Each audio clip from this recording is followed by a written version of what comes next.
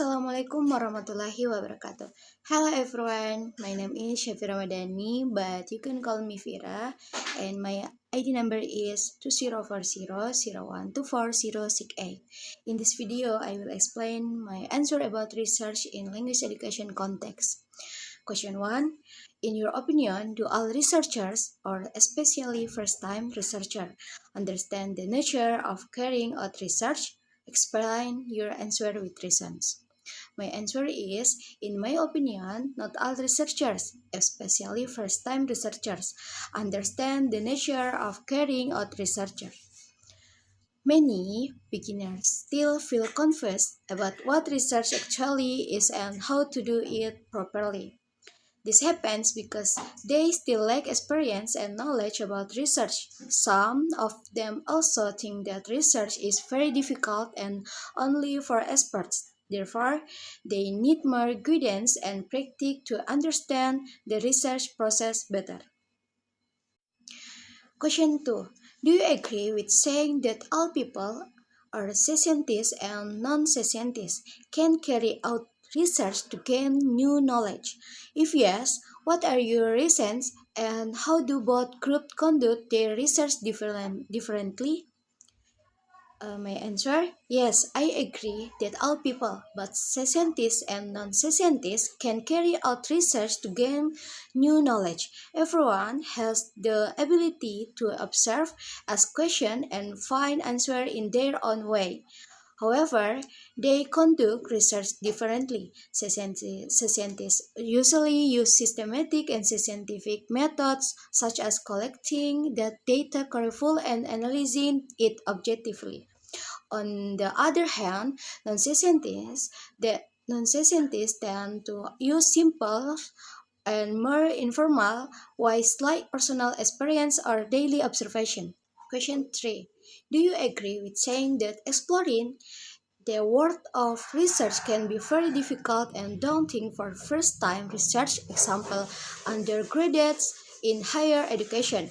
What affect the situation and what shall they do to overcome it?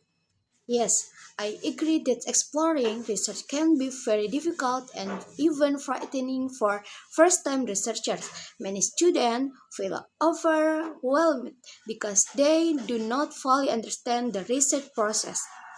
This situation is affected by a lack of knowledge, experience, and confidence.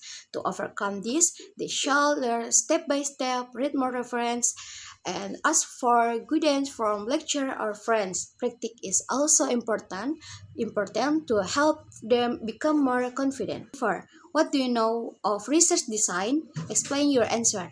My answer is, from what I understand, research design is a plan or framework that guides the whole research process. It helps researchers organize their study, starting from identifying the problem until analyzing the data. Research design is important because it makes the research more structured and clear. Without a proper design, the research may become confusing and not well organized. Question 5. Do you agree with saying the research design is a research management? Explain your answer. My answer is yes.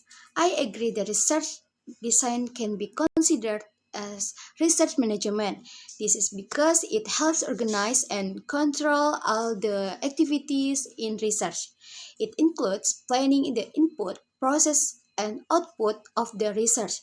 In this way, research design works like a guide that helps researchers manage their work step by step until they reach the final result.